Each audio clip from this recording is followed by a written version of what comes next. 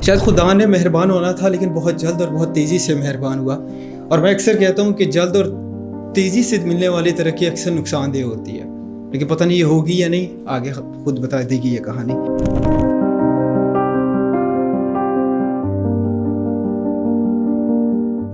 ये अक्टूबर का पहला एतवार था और शाम के तकरीबन 6:30 बज चुके थे। हमेशा की तरह मैंने अपना मोबाइल चार्जर पर रखा, और होता क्या है, होता वही है कि जब आप मोबाइल चार्जर पर रखते हैं तो अचानक नोटिफिकेशन पॉपअप होना शुरू हो जाते हैं। तो मेरे मोबाइल पे अचानक नोटिफिकेशन पॉपअप होना शुरू हुए। जब खोल के देखा तो भाई इंस्टाग्राम सामने, और इंस्टाग्राम पे न्यू मैसेज की रिक्वेस्ट थी। मैसेज कुछ इस तरह से थे, hey question mark, hey exclamatory mark, how are you question mark, I am fine but who are you. समझ नहीं आई, आप उर्दू में बात कर सकते हैं? मैंने कहा शुक्र है उर्दू में आई। तो मैंने कहा आप कौन? तो उन्होंने कहा कि जी मैं आपसे मिली हूँ, आप मुझे बहुत अच्छे लगते हैं। मैंने कहा या खुदा क्या हो रहा है, मैं अच्छा लगने लग पड़ा, वो भी किसी को। खैर बातें होती गई, सुनते गए, लेकिन चूंकि 6:30 बजे का वक्त था, ये मुकालमा महज 7 बजे तक जारी वो सारी रहा, क्योंकि ठीक 7 बजे मेरा पैकेज ऑफ हो जाता है। स्टूडेंट हूँ, 100 रुपये का पैकेज करता रहता हूँ। खैर उस रात मुझे नींद तसल्ली से ना आई।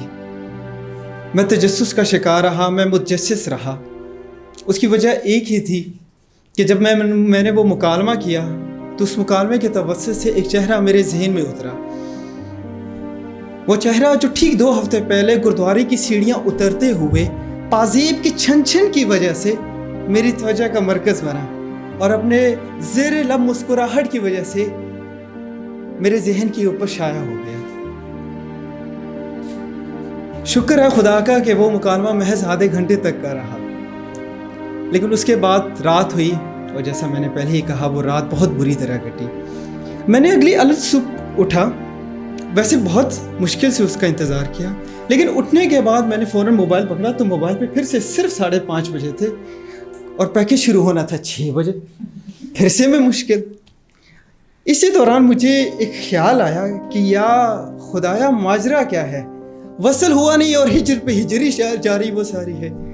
खैर हमने भी किया थोड़ा सा इंतज़ार, भाई क्या करें, आशिक है, इंतज़ार तो करना पड़ेगा, ये तो कानून है।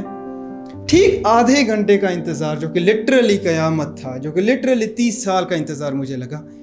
6 बज गए, और 6 बजे फिर से नेट ऑन करके जब मैंने देखा तो फिर से मैसेजेस पॉपअप होना शुरू हुए। अरे आप कहाँ थे, आपने कहीं मुझे ब्लॉक तो नहीं किया? मैं कल सारी रात आपका इंतज़ार कर रही थी और आप आए क्यों नहीं? लगता है आप नाराज़ हो गए। अरे वाहिगुरु की कसम, मैंने आपको गुरुद्वारे में देखा था। And I was like, wait a minute, खड़ जो थे, गुरुद्वारे में देखा था? मतलब गुरुद्वारे में वाहिगुरु मेहरबान हुआ मुझ पर और मैं अंधा उसको देख ही ना पाया। क्या कहने, क्या माजरा है। खैर उनसे पूरी दिन बात हुई तो उन्होंने बताया कि भाई ये वही हैं कि जिनको मैंने गुरुद्वारे में ठीक 2 हफ्ते पहले देखा था, कि जब वो सीढ़ियाँ उतर रही थी तो उनकी पाजेब की छनछन ने मेरे कानों की तवज्जो अपनी तरफ मबजूल की। ये वही हैं कि जिनके तबस्सुम के लिए मुझे आज भी कोई इस्तारा नहीं मिला, जिनकी आंखों के लिए मुझे आज भी कोई तशबीह नहीं मिली, जिनकी लबों के लिए आज भी कोई मुझे मिसाल नहीं मिली। ये वही रूह हैं कि जिसको खुदा ने बहुत ही तसल्ली से बनाया था। ये वही हैं कि रब दी सौं जो मैं उन्होंने वेंदा आना तो मैनू इंज लगता है कि वह रब ही है, तो रब दी सौं तो वड्डी तखलीक रब दी भी नहीं।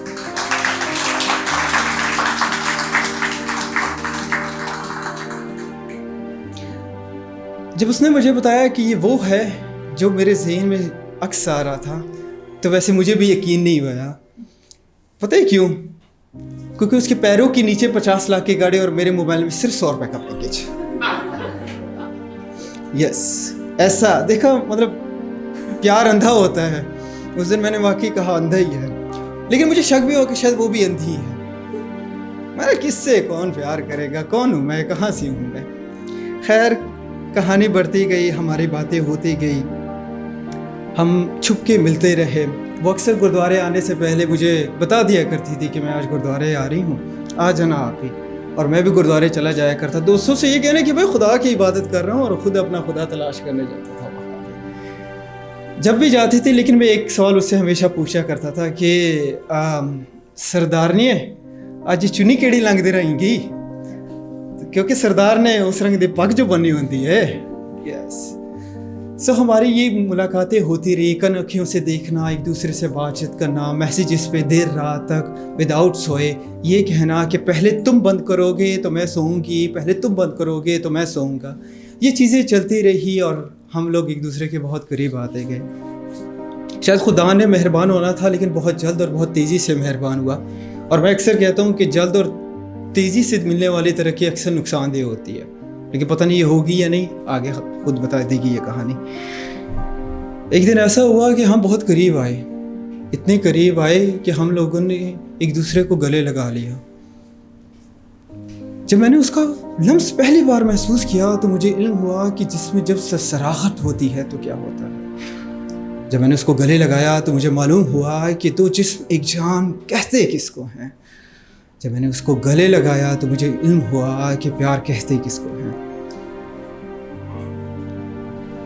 और उस वक्त मैंने ये अफसोस किया गया, खुदाया जब ज़िंदगी में आया, जब जन्म में आया, तो पहली मर्तबा सिर्फ इसी को गले क्यों ना लगाया।